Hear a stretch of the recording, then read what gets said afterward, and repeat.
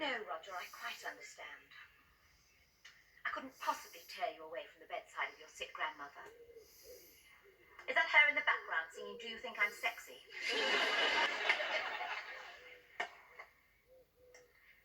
Home alone.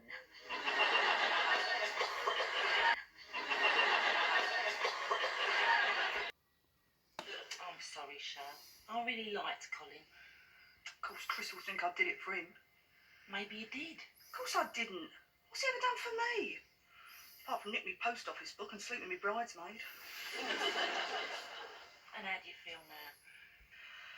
Like I could eat 10 Mars bars without taking off the wrappers. How about going for that meal in the restaurant tonight? If you have nothing better to do. Did you go with Roger? No, he was so passionate and demanding. In the end, I had to tell him I was too busy nursing my sick grandmother. Here, Dor, is this the place where the waiters undress you with their eyes? Yes. Better put some clean knickers on then. Better put some clean knickers on then.